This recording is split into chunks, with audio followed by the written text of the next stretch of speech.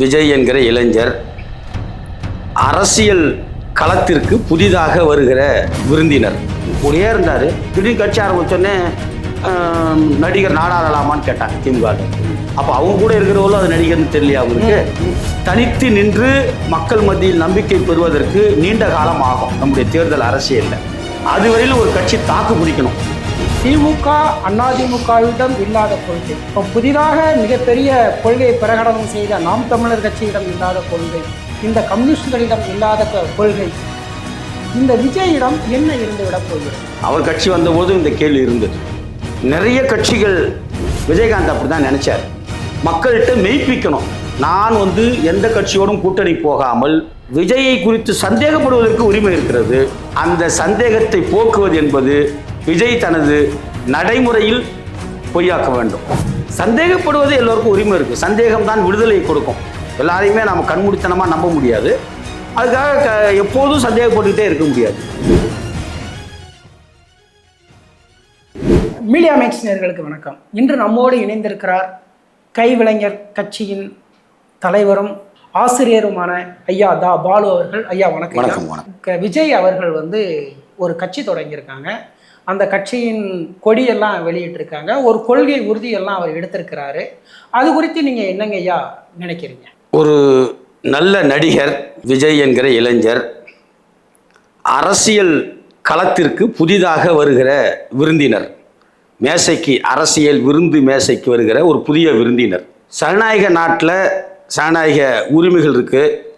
அந்த அடிப்படையில் யாரும் அவர்கள் வரக்கூடாது என்ற கருத்தை நம்ம சொல்ல முடியாது. ஆனால் நடிகர்கள் வரும்போது மட்டும் சலசலப்பு உருவாவதற்கான என்ன காரணம் அப்படின்னா, அவர்கள் திரையுலகத்தில் சொகுசாக வாழ்ந்து கொண்டு கோடிகளில் புரண்டு கொண்டு இருக்கிறவர்கள், அல்லது நடிப்பில் உச்சத்தில் இருக்கிற பொழுது நாடு குறித்தோ மக்கள் குறித்தோ மக்கள் எதிர்கொள்கிற சிக்கல்கள் குறித்தோ எந்த கருத்தும் சொல்லாமல் களத்திற்கு வராமல் தான் உண்டு, தன் படம் உண்டு, தன் ரசிகர்கள் பட்டாளம் உண்டு என்று இருக்கிற அந்த மனிதர்கள், அந்த நடிகர்கள் அரசியலுக்கு வருவது குறித்து கொஞ்சம் விமர்சனம் இருக்கிறது. என்ன என்றால், இது அறம்தானா? படப்பிடிப்பு தளத்திலிருந்து நேரடியாக கோட்டைக்கு வர துடிக்கிறாங்களே அப்படிங்கிற ஒரு பார்வை என்பது இயல்பாக இருக்குது. அது ஒரு அறம் சார்ந்த கேள்வி தான். ஆனால் அந்த அறம் சார்ந்த கேள்வி நிற்காது. ஏன்னா அது தமிழ்நாட்டிலையும் சரி, அல்லது தென்னிந்தியாவிலும் சரி, வட இந்தியாவிலும் சரி, நிறைய திரைப்பிரபலங்கள் இருக்கிற அரசியல் கட்சியை பயன்படுத்தி கொண்டு பதவி வாங்கியவங்களும் இருக்கிறாங்க. இப்போ என்டிஆர் போன்றவர்கள்லாம் கட்சி ஆரம்பித்து ஆளுங்கட்சியாக மாறினவங்க இருக்கிறாங்க. இப்படி நடந்து கொண்டே தான் இருக்கும். ஆனால் இந்த அறம் சார்ந்த கேள்வியை பொதுமக்களிடத்தில் அவங்க வைக்கணும். அது பொதுமக்கள் தான் அதுக்கு இறுதி தீர்ப்பை வழங்கணும். ஆனால் இன்னொரு கேள்வி இருக்குது. அவர் விஜயை பொறுத்தவரை என்ன சொல்கிறாரு? 50 வயது வரல எங்களுக்காக வாழ்ந்தோம், நமக்காக வாழ்ந்தோம், இனி மக்களுக்காக வாழ்வோம்னு சொல்கிறாரு.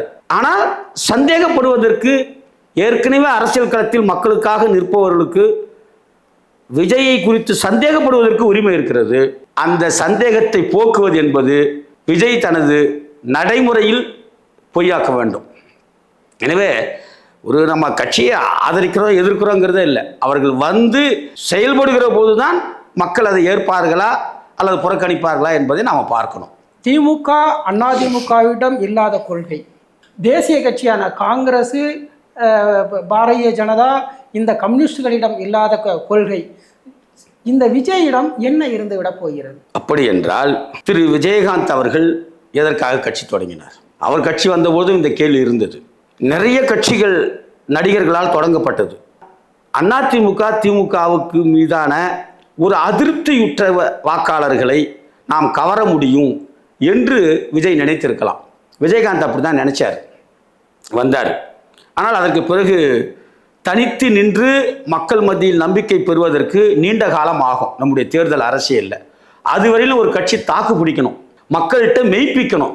நான் எந்த கட்சியோடும் கூட்டணி போகாமல் எனக்கு ஒரு பெரும்பான்மை கிடைக்கிற வரையில் நான் தனியாக போராடுவேன் என்று தாக்கு பிடிப்பது தமிழ்நாட்டின் தேர்தல் அரசியலில் எளிதான விஷயம் அல்ல. விஜயகாந்த் இரையாகி போனார், உங்களுக்கு தெரியும். அதுபோல் விஜய் நினைத்திருக்கலாம், இன்றைக்கு இருக்கிற திமுக அதிமுக கிட்டேருந்து நாம் நிறைய விஷயங்கள் மாறுதலாக செய்யணும்னு நம்ம நினைக்கலாம். நாம் நினைக்கிறோம், காங்கிரஸ் பேரியக்கத்தை வீழ்த்தி விட்டு திமுக அதிமுக வந்தது. அன்றைய சமுதாயம் சூழ்நிலைகள் முன்வைத்த பல்வேறு சூழல்களை எதிர்கொண்டு தான் திராவிட இயக்கங்கள் வந்தன. நல்ல காரியங்களை நிறைய செய்தார்கள், நம்ம இல்லைன்னு சொல்ல வரல. ஆனால் இன்றைக்கு இளைய தலைமுறை இன்னும் கூடுதலாக எதிர்பார்க்கிறார்கள். எல்லா அரசு பணிகளும் ஒப்பந்தத்தின் அடிப்படையில் தான் செய்யப்படுகிறது.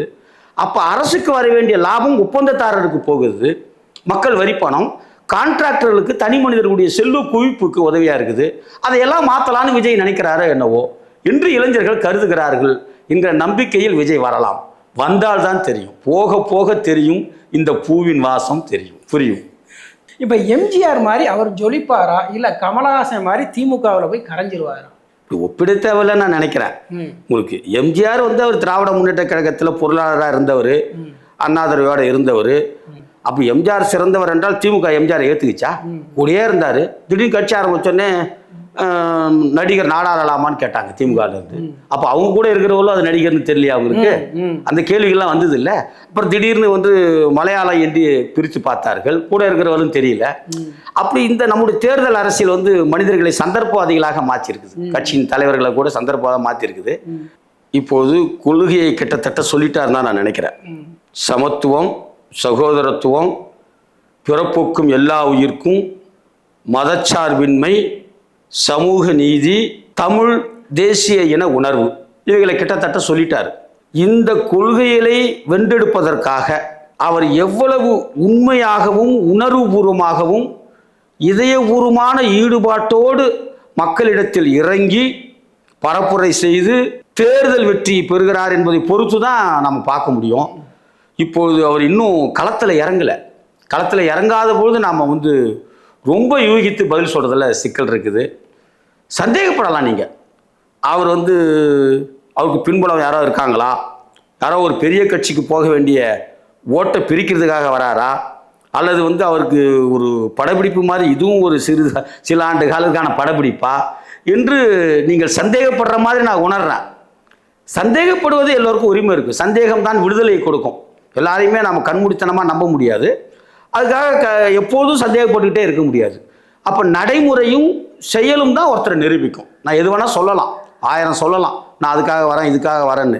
என்னுடைய நடைமுறை என்னை நிரூபிக்கும். அப்போ தான் மக்கள் நம்புவாங்க. அதனால் அவர் இன்னும் நடைமுறைக்கு வரட்டும், வந்த பிறகு தான் நாம் சொல்ல முடியும். இப்போ உங்களுடைய அமைப்பு கைவிளைஞர்கள் கட்சி, இது விஜய் அவர்களுடைய ஆதரவா, அவருடைய கூட்டணிக்கு அழைச்சால் நீங்கள் போவீங்களா? தமிழ்நாட்டின் தேர்தல் அரசியல் எப்படி இருக்கிறது என்றால், பெரிய சாதிகள் ஒரு வேட்பாளரை நிறுத்துகிற பொழுது அந்த தொகுதியில் எந்த சாதியினர் ஆக பெரும்பான்மையினராக இருக்கிறார்களோ அந்த சாதி வேட்பாளரை தான் நாங்கள் நிறுத்துகிறார்கள். ஒன்று, அந்த வேட்பாளர் பரம ஏழையாக இருக்க முடியாது, பரம ஏழையாக இருந்தால் முடியாது. அரசியல் செல்வாக்கு இருக்க வேண்டும், பெரிய பணக்காரராக இருக்க வேண்டும், பெரிய சாதிக்கு சொந்தக்காரராக இருக்க வேண்டும். அப்போதான் ஜெயிக்க முடியுங்கிற நிலவரம் இருக்குது. அப்படி இருக்கிற பொழுது அப்படி நிலவரம் இருக்குதா, இருந்துச்சா, இல்லை உருவாக்கப்பட்டதா? இன்றைக்கு நிலவரம் அதுதான். அதுல எல்லா கட்சிகளுக்கும் பங்கு உண்டு. இடதுசாரிகளை தவிர மற்ற எல்லா கட்சிகளுக்கும் தேர்தல் அரசியலில் சாதியை வளர்த்துவிட்ட பணக்காரர்கள், பணத்தோடு தொடர்புடைய வெற்றியை உருவாக்கி விட்டதில் இடதுசாரிகளை தவிர மற்ற எல்லா கட்சிகளுக்கும் அதில் பங்கு உண்டு. அதை மறுக்க முடியாது. இப்போ நீங்கள் சொல்கிறீங்க சமூக நீதி பேசுகிறாரு விஜய், சமத்துவம் பேசுகிறாரு, சோசலிசம் பேசுகிறாரு, எல்லாருக்கும் இலவசம்னு பேசுகிறாரு. அப்போ இது எல்லாமே திமுக அதிமுக இல்லையா? காலி ஆயிடுச்சா? இப்போ திராவிட முன்னேற்ற கழகத்தினுடைய தொடக்க காலத்தில் இப்போ நீங்கள் விஜய் அதிகமாக புகழ்ந்து பேசுகிறத பார்த்தா நீங்கள் அவரோட கூட்டணியில் நெருக்கிற மாதிரி எங்களுக்கு தோணும். அது ஒருவரை குறித்து நாம் ஆரிடம் சொல்ல முடியாது என்பதற்காக நம்ம சொல்கிறோம். திராவிட முன்னேற்ற கழகத்தின் தொடக்க காலத்தில் காங்கிரஸ் சோசலிசம் இனிக்காது, காகித பூ மணக்காது என்றெல்லாம் சொன்னார்கள். காங்கிரஸ் முன்வைத்த அந்த ஆவடி மாநாடு, சோசலிச கொள்கைகளை எல்லாம் அன்றைக்கு கடுமையாக விமர்சித்தார்கள். அண்ணாவை பார்க்கவில்லை என்றால், பெரியாரை பார்க்கவில்லை என்றால் ஒரு கம்யூனிஸ்டாக ஆகியிருப்பேன் என்றெல்லாம் நம்முடைய மரியாதைக்குரிய கலைஞர் அவர்கள் சொல்லியது உண்டு. இப்படி எல்லோரும் தொடக்க காலத்தில் அப்படிதான் சிந்திக்கிறாங்க. ஆனால் கட்சி என்று இப்போ திமுக கிட்டத்தட்ட 75 ஆண்டுகள் கிட்டத்தட்ட ஆயிடுச்சு. அப்படி பார்த்தா இன்றைக்கி அவர்கள் சொன்ன கொள்கையில் எவ்வளோ தூரம் முன்னேறி இருக்கிறாங்க அப்படிங்கிறத ஆய்வு செய்யணும்ல. அந்த ஆய்வு மக்கள் பார்த்துக்கிட்டு தான் இருக்கிறாங்க. வன்முறை தவிர்த்து வறுமையை வெல்வோம், இந்தி திணிப்பை என்றும் எதிர்ப்போம், மாநிலத்தில் சுயாட்சி, மத்தியில் கூட்டாட்சி, அண்ணாவின் வழியில் அயராது உழைப்போம், இப்படி ஒரு 50 முழக்கங்களை எல்லாம் அவர்கள் கொள்கையாக சொன்னார்கள். 5 முறை நம்முடைய மரியாதைக்குரிய கலைஞர் அவர்கள் முதலமைச்சராக இருந்து இப்போ 6வது முறையில் முதலமைச்சராக தொடர்றாங்க, எல்லாம் போயிட்டுருக்கு. அப்படி என்றால் தன்னிறைவு பெற்று விட்டார்களா? திமுக அறிவித்த கொள்கைகள் நிறைவேறி விட்டதா என்றால் இல்லை அப்படின்னு அர்த்தம். அதுதான் அதனுடைய இருப்புக்கு தொடருது இல்லை. அப்போதான் அதிமுக போய் அதில் பிரிகிறாங்க, அப்புறம் மதிமுக பிரிகிறாங்க, இப்படி பிரிகிறாங்க. அது ஒருபோதும் இந்த கொள்கைகளை இன்னைக்கு இருக்கிற மாநில சர்க்கார் தனக்குரிய குறைந்தபட்ச உரிமைகளை வைத்துக்கொண்டு அந்த உயர்ந்தபட்ச கோரிக்கைகளை எல்லாம் நிறைவேற்றி கொள்ள முடியாது. அது விஜய் வந்தாலும் கூட இன்றைக்குள்ள சமூக அமைப்பில் இந்த அரசியல் அமைப்பை வைத்துக்கொண்டு அதை செய்ய முடியாது. வேணா கொஞ்சம் மற்றவங்களை விட நேர்மையாக, கொஞ்சம் உணர்வுபூர்வமாக ஒரு அங்கலம் முன்னேறலாம், அவ்வளோதான். அப்படி அவர் நினைக்கலாம், முயற்சி பண்ணலாம்னு நினைக்கிறாரா என்னவோ. அப்போ விஜய்கிட்ட ஒரு நேர்மை இருக்கிறதா நீங்கள் நினைக்கிறீங்க? அதான் அவர் தான் நிரூபிக்கணும். அது மக்கள்கிட்ட களத்தில் நிரூபிக்க வேண்டிய கடமை இப்போ விஜய்கிட்ட தான் இருக்கு.